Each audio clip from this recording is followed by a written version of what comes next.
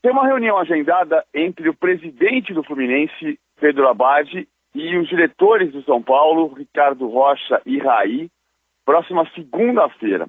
Quando surgiu essa informação ontem à tarde, vindo do São Paulo, minha primeira impressão foi de dúvida, porque o Fluminense só volta ao Rio na terça-feira. Então eu queria checar se o Pedro Abad voltaria antes. E de fato o Pedro Abad, presidente do Fluminense, volta mais cedo, no domingo, e se reúne com os dirigentes do São Paulo na segunda-feira.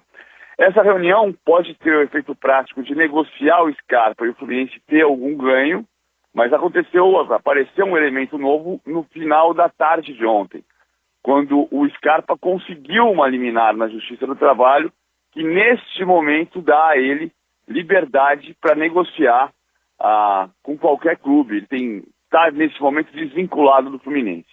Eu acho que tem uma possibilidade de diálogo, ou seja, como o São Paulo está negociando tanto com a gente do Scarpa quanto com o Fluminense, a gente sabe sentar na mesa os três e chegar a um acordo para fazer com que o Scarpa volte a jogar mais rápido.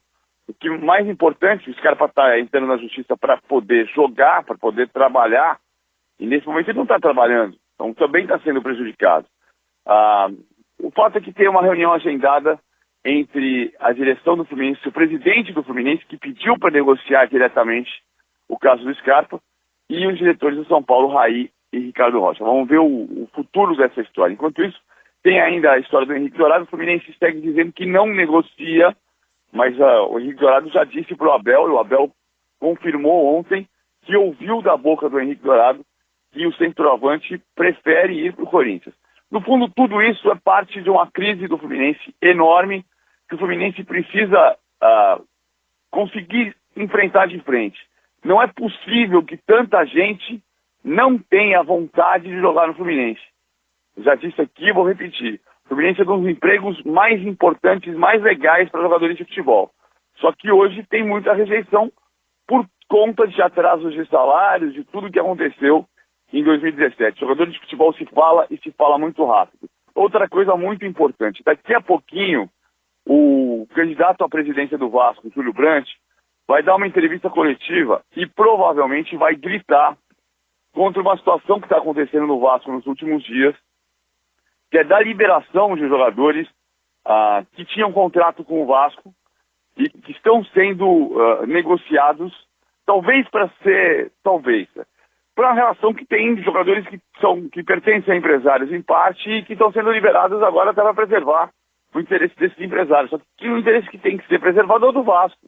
Então foi o caso do Anderson Martins, e ontem surgiu uma informação forte de que o Matheus Vital também pode ser liberado do seu contrato com o Vasco para se transferir para o Corinthians. Em parte por causa disso, o candidato à presidência, Júlio Brandt, resolveu falar e vai dar uma entrevista daqui a pouco às 11 horas. É muito importante prestar atenção nesses últimos dias de gestão do Vasco antes da eleição que está, em tese, marcada para segunda-feira. Falta lá agendar de fato no Conselho a eleição, mas pelo estatuto tem que ser na semana que vem.